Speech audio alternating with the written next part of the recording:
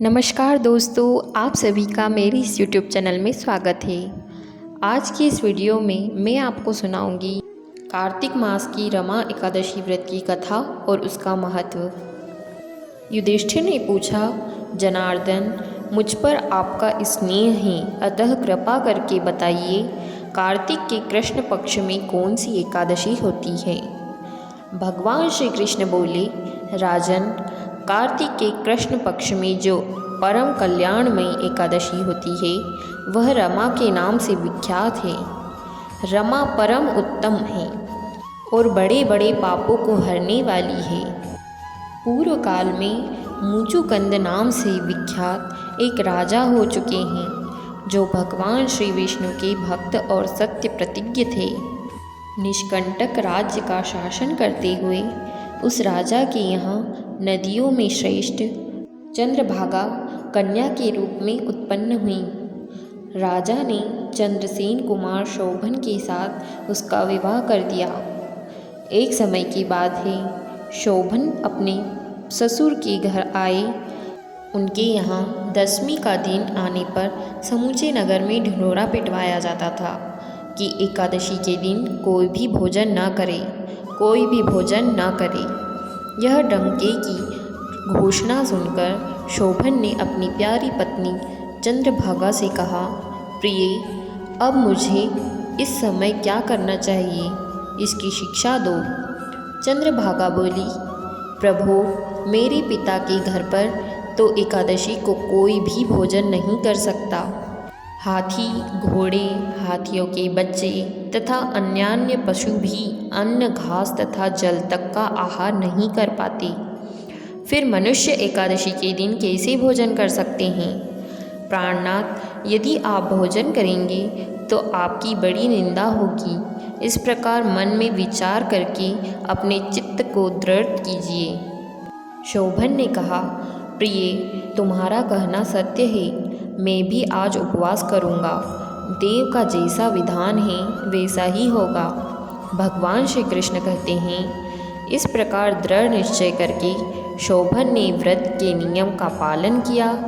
क्षुधा से उनके शरीर में पीड़ा होने लगी, अतः वे बहुत दुखी हुए। भूख की चिंता में पड़े पड़े सूर्यास्त हो गया। रात्रि आई जो हरि पूजा परायण तथा जागरण में आसक्त वैष्णव मनुष्यों का हर्ष बढ़ाने वाली थी, परंतु वही रात्रि शोभन के लिए अत्यंत दुखदायिनी हुई। सूर्योदय होते होते उनका प्राणांत हो गया।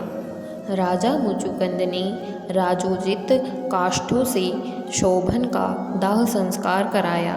चंद्रभागा पति का पारलौकिक कर्म करके पिता के ही घर पर रहने लगी। नृपश्रेष्ठ, रमा नामक एकादशी के व्रत के प्रभाव से शोभन मंदराचल के शिखर पर बसे हुए परम रमणीय देवपुर को प्राप्त हुआ। वहाँ शोभन द्वितीय कुबेर की भांति शोभा पाने लगा। राजा मुचुकुंद के नगर में सोम शर्मा नाम से विख्यात एक ब्राह्मण रहते थे। वे तीर्थ यात्रा के प्रसंग से घूमते हुए कभी मंदराचल पर्वत पर गए। वहाँ उन्हें शोभन दिखाई दिए। राजा के दामाद को पहचानकर वे उनके समीप गए। शोभन भी उस समय द्विज श्रेष्ठ सोम शर्मा को आया जान शीघ्र ही आसन से उठकर खड़े हो गए और उन्हें प्रणाम किया। फिर अपने ससुर राजा मुचुकंद का, प्रिय पत्नी चंद्रभागा का तथा समस्त नगर का कुशल समाचार पूछा। सोम शर्मा ने कहा, राजन, वहाँ सबकी कुशल है। यहाँ तो अद्भुत आश्चर्य की बात है। ऐसा सुंदर और विचित्र नगर तो कहीं किसी ने भी नहीं देखा होगा। बताओ तो सही, तुम्हें इस नगर की प्राप्ति कैसे हुई। शोभन बोले, द्विजेंद्र, कार्तिक के कृष्ण पक्ष में जो रमा नाम की एकादशी होती है उसी का व्रत करने से मुझे ऐसी नगर की प्राप्ति हुई है। ब्राह्मण, मैंने श्रद्धाहीन होकर उस उत्तम व्रत का अनुष्ठान किया था, इसलिए मैं ऐसा मानता हूँ कि यह नगर सदा स्थिर रहने वाला नहीं है। आप मुचुकुंद की सुंदर कन्या चंद्रभागा से यह सारा वृतांत कहिएगा। शोभन की बात सुनकर सोम शर्मा ब्राह्मण मुचुकुंदपुर में गए और वहाँ चंद्रभागा के सामने उन्होंने सारा वृतांत कह सुनाया। सोम शर्मा बोले, शुभे, मैंने तुम्हारे पति को प्रत्यक्ष देखा है तथा इंद्रपुरी के समान उनके दुर्धर्ष नगर का भी अवलोकन किया है। वे उसे अस्थिर बतलाते हैं, तुम उसको स्थिर बनाओ। चंद्रभागा ने कहा, ब्रह्मर्षि, मेरे मन में पति के दर्शन की लालसा लगी हुई है, आप मुझे वहाँ ले चलिए। मैं अपने व्रत के पुण्य से उस नगर को स्थिर बनाऊंगी। भगवान श्री कृष्ण कहते हैं, राजन, चंद्रभागा की बात सुनकर सोम शर्मा उसे साथ ले मंदराचल पर्वत के निकट वामदेव मुनि के आश्रम पर गए। वहाँ ऋषियों के मंत्र की शक्ति तथा एकादशी सेवन के प्रभाव से चंद्रभागा का शरीर दिव्य हो गया तथा उसने दिव्य गति प्राप्त कर ली। इसके बाद वह पति के समीप गई। उस समय उसके नेत्र हर्षोल्लास से खिल रहे थे। अपनी प्रिय पत्नी को आई देख शोभन को बड़ी प्रशंसा हुई। उन्होंने उसे बुलाकर अपने वाम भाग में सिंहासन पर बिठाया।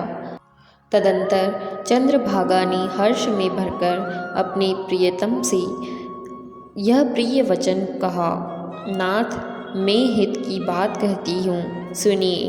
पिता के घर में रहते समय जब मेरी अवस्था 8 वर्ष से अधिक हो गई, तभी से लेकर आज तक मैंने जो एकादशी के व्रत किए हैं और उनसे मेरे भीतर जो पुण्य संचित हुआ है, उसके प्रभाव से यह नगर कल्प के अंत तक स्थिर रहेगा तथा सब प्रकार के मनोवांछित वैभव से समृद्धिशाली होगा। नृपश्रेष्ठ, इस प्रकार रमा व्रत के प्रभाव से चंद्रभागा दिव्य भोग, दिव्य रूप और दिव्य आभरणों से विभूषित हो अपने पति के साथ मंदराचल के शिखर पर विहार करती है। राजन, मैंने तुम्हारे समक्ष रमा नामक एकादशी का वर्णन किया है। यह चिंतामणि तथा कामधेनु के समान सब मनोरथों को पूर्ण करने वाली है। मैंने दोनों पक्षों के एकादशी व्रतों का पाप नाशक महात्म्य बताया है। जैसी कृष्ण पक्ष की एकादशी है, वैसी ही शुक्ल पक्ष की भी है। उनमें भेद नहीं करना चाहिए।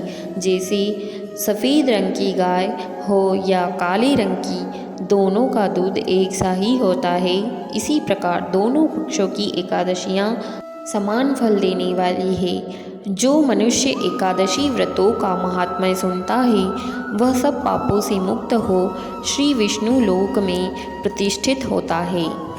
बोलिए ओम नमो भगवते वासुदेवाय नमः। दोस्तों, इस प्रकार कार्तिक मास की रमा एकादशी व्रत की कथा यहीं पर समाप्त होती है। आशा करती हूँ आपको ये वीडियो अच्छी लगी होगी। अगर आपको ये वीडियो अच्छी लगी है तो इस वीडियो को लाइक कीजिए और हमारे चैनल को सब्सक्राइब कर लीजिए, जिससे आगे आने वाली ऐसी और भी कई वीडियोस का नोटिफिकेशन आपको मिल सके। अपना कीमती समय इस वीडियो को देने के लिए आप सभी का धन्यवाद। जय श्री कृष्ण।